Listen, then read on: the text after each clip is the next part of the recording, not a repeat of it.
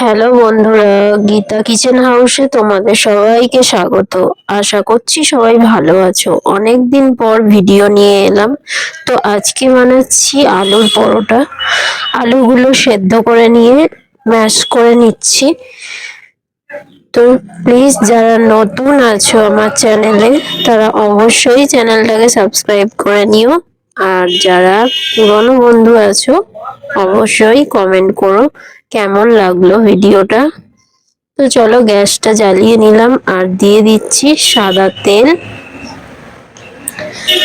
সাদা তেলের মধ্যে আমরা বেশি কিছু দেব না, একটু কাঁচা লঙ্কা কুচিয়ে নিয়েছি আর ম্যাশ করে রাখা আলুগুলো ওগুলো দিয়ে দিচ্ছি ওই তেলের মধ্যে। এবার সেরকম আদা রসুন এটা আমরা সেরকম কিছু দিচ্ছি না এর মধ্যে। তোমরা নিরামিষের দিনেও এটা খেতে পারো। তো আমাদের এটা করছি, এটা রাতের জন্য করেছিলাম।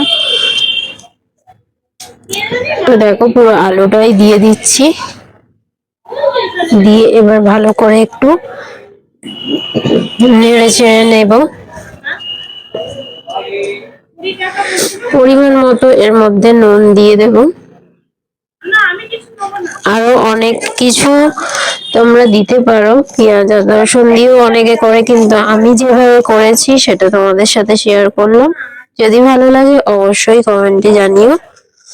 পরিমাণ মতো নুন দিয়ে দিলাম আর এতে একটু লাল লঙ্কা গুঁড়ো দিয়ে দিচ্ছি, শুধু একটু কালারটা আসার জন্য।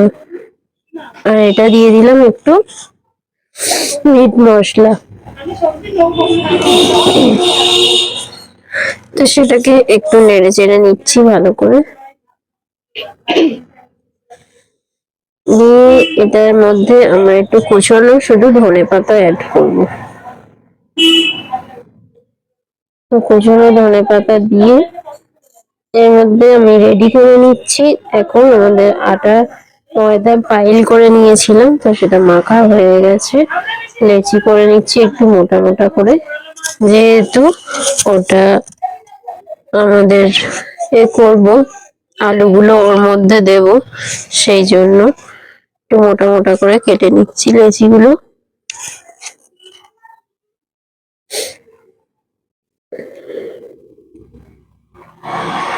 তো দেখো আমাদের লিচি কাটা হয়ে গেছে। আর এদিকে আমাদের আলুর পুরটাও প্রায় রেডি। তো একটু রস মরে শুকনো হয়ে এসছে, তারপরে আমি দিয়ে দিচ্ছি কুচনো ধনেপাতা। তো সেটাও একটু নেড়ে চেড়ে নিয়ে নামিয়ে নেব। এই যে ধনেপাতা গুলো কিন্তু খুব কুচো কুচো করছি না, একটু বড় বড়ই থাকবে। তোমরা আবার কেউ দেখে যেন কমেন্ট করে বলো না এটা গরুর ঘাস কাটা হয়েছে, কিন্তু আমাদের বেশিরভাগ তরকারিতে এইভাবেই দেওয়া হয়। বেশি কুচো করলে তো ধনেপাতার কিছুই পাওয়া যাবে না, তো সেই জন্য এইভাবেই দেওয়া হয়। তো এটা একটু নেড়ে চেড়ে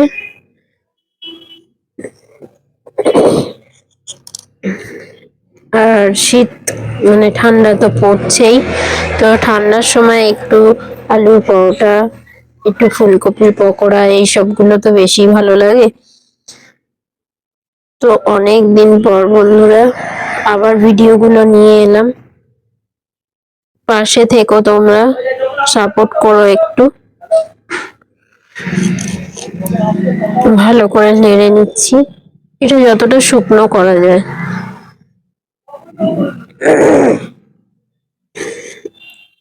দেখো নেড়ে চেড়ে একদম শুকনো করে দেবো। অনবরত এটা নাড়ছি যাতে না তলাতে বসে যায়। তো এটা আমার মোটামুটি রেডি হয়ে গেছে। তো এবার চলো এটা বানাই। তো ময়দাটা একটু মোটা করে আগে বেলে নিচ্ছি। এর মধ্যে আমরা আলুর পুরটা দিয়ে দেব।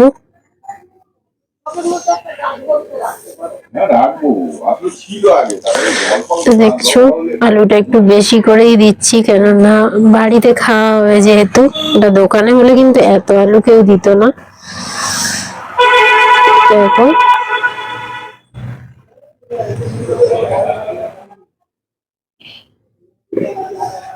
এবার আমরা এটাকে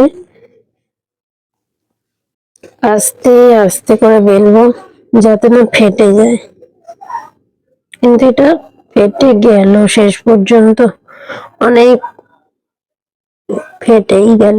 তবে ছাড়ো, নেক্সট গুলো যাতে না ফেটে যায় সেইভাবে আমাদের বেলতে হবে। তো এটা মোটামুটি হয়ে গেছে, আমরা কড়াতে দিয়ে দিলাম।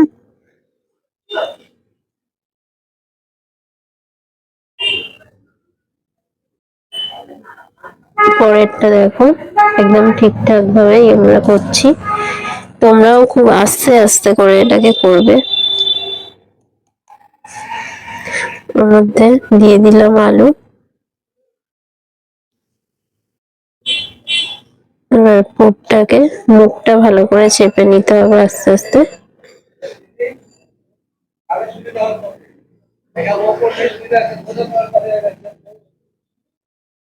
পরোটার এক পিঠ আমরা উল্টে এটাকে একটু বেলে নিই, আর একদিকটা হোক আস্তে আস্তে।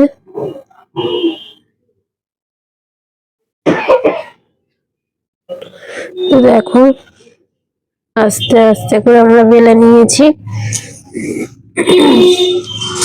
এবার এর মধ্যে তেল দিয়ে দিচ্ছি।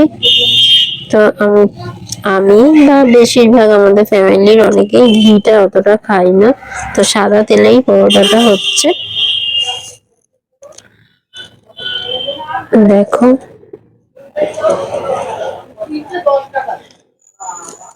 তো একটা সাইড লাল লাল করে হয়ে গেছে, আর একটা দিয়ে আমরা ভেজে নিলাম। আর এই যে গরম গরম আলুর পরোটা আর আচার, আহা জমে যাবে একদম শীতে। তো কেমন লাগলো অবশ্যই কমেন্টে জানিও। টাটা।